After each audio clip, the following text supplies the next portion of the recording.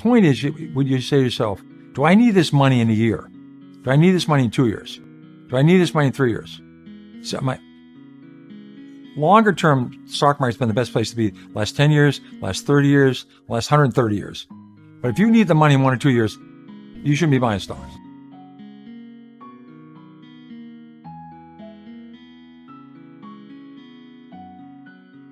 People get too carried away. And first of all, they try and predict the stock market. That is a total waste of time. No one can predict the stock market. They try to predict interest rates.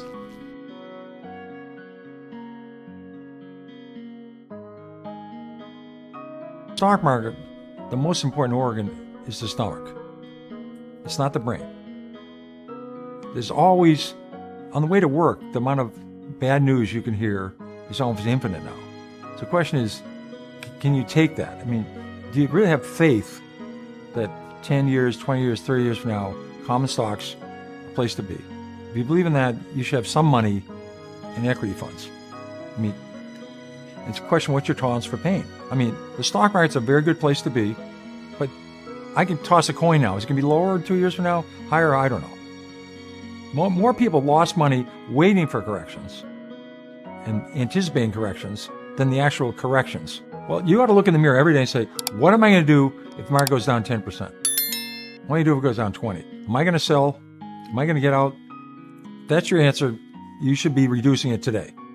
Well, I think emerging markets, and that's not my expertise, but I mean, these markets have been really hammered. You know, and a lot of countries are doing a lot better. You know, I mean, so I think there's potential there.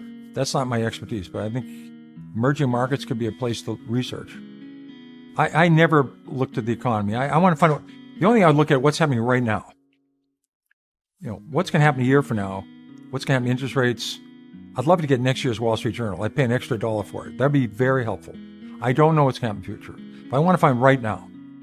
Well, I think anybody that's investing in the stock market has to understand, you buy a company. These are not lottery tickets. These behind every stock, there's a company. If the company does well, over time, the stocks do well, and vice versa. You have to look at the company. That's what you're researching. That's what we do at Fidelity. That's what I do. You could be an interventional cardiologist, and you put in Abiomed in Pella. You say, wow, this really is an incredible breakthrough, preventing shock, preventing, hemodynamic support. It's amazing. It's a breakthrough. It's great. It works. But you're actually using it. I mean, or you're assisting. You're in the operating room seeing this breakthrough. That's, you saw way ahead of most people. That's an edge. You need an edge in something. But I think a lot of people, the problem is they have so many prejudices, there's so many biases. They won't look at a railroad. They won't look at an oil company. They won't look at a steel company. They're only going to look at companies growing 40% a year. They won't look at turnaround. So one thing, you just don't have so many prejudices and biases. I bought companies with unions. You have to really be agnostic.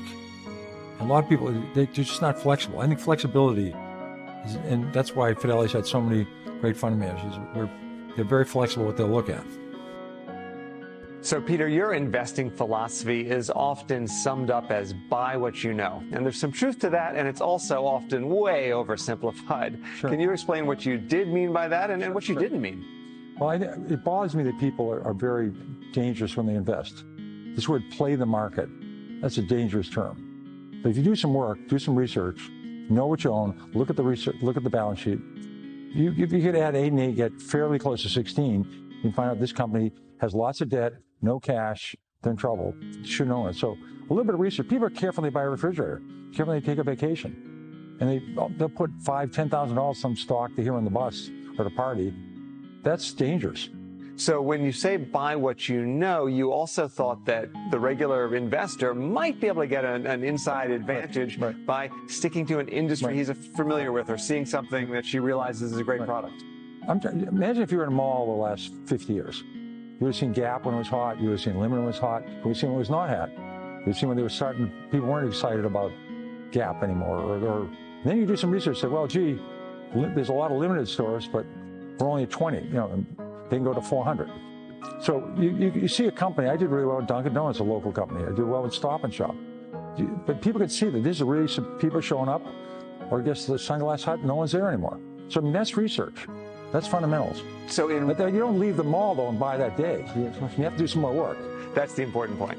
Yeah. So today, there's so much information everywhere, information overload. Does that make it harder for active investors? The indexers say everyone's got access to the same information at the same time. You can't beat the market. Well, the way you beat the index is you avoid the stocks to go down. You avoid the steel companies and the oil companies and Sears and Penny and where the companies are deteriorating. I mean, companies are dynamic. Behind every stock, there's a company. These are not lottery tickets. So you're trying to find the companies within the S&P 500 that are doing better. They're going from crappy to semi-crappy to good. That might take a couple of years, or they're going to grow for a long time. And you're trying to avoid the companies that are going south. That's how you beat them. Or you find some companies outside the S&P 500 that are great companies. CarMax was not in the S&P 500. They went up 200-fold. There's a lot of companies that enter, and a lot of their great performances before they go in. Another point you've made, and this is, I think, particularly relevant 10 years into a bull market, is that I think you said more money has been lost anticipating a downturn than actually in the downturn. Can you explain? Well, obviously, the market's gone up tenfold since I stopped running Magellan. So you make more money on the upside. The market's going to be a lot higher in 10 years from now, 20 years from now, 30 years from now. Trying to predict the market is really a waste. I don't know what it's going to do. It can go down. When I ran Magellan, 13 years, declined 10% or more, 9 times the market. Wow. I had a perfect record. I went down more than 10% every time. Whatever the market went down, I went down more. But over the long term, the upside is more than the downside. So you got to say to yourself, do I need the money in the next month? Do I need the money in the next year? Do I have kids going to college? Do I have a wedding coming up? Then you're a bad investor. If you can keep putting money in, you have 5, 10, 15, 20, 25 year, you should do well. I made 10 or 15 times my money in Dunkin' Donuts. Those are the kind of stocks I can understand. If you don't understand it, it doesn't work. This is the single biggest principle. And it bothers me that people are very careful with their money.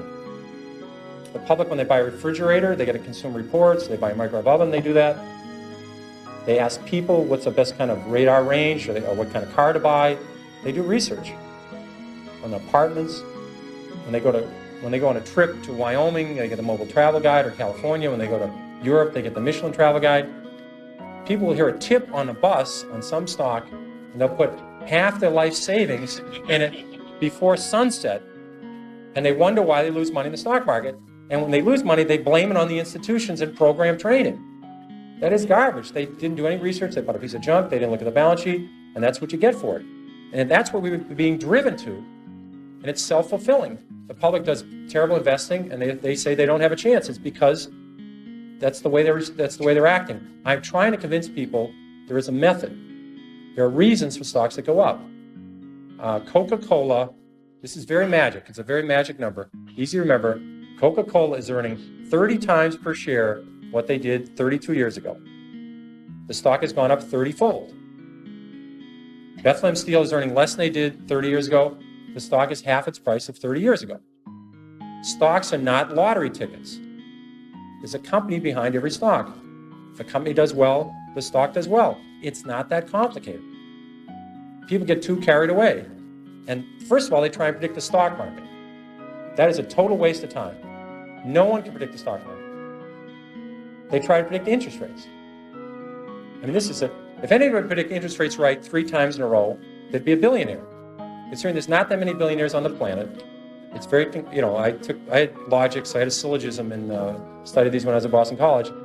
There can't be that many people who can predict interest rates because there'd be lots of billionaires. And no one can predict the economy. Well, I think anybody that's investing in the stock market has to understand, you buy a company. These are not lottery tickets. These behind every stock, there's a company. If the company does well, over time, the stocks do well.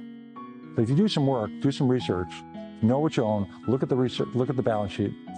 If you could add 8 and 8, get fairly close to 16, you can find out this company has lots of debt, no cash, they're in trouble. Bethlehem Steel is earning less than they did 30 years ago. The stock is half its price of 30 years ago. Stocks are not lottery tickets. There's a company behind every stock.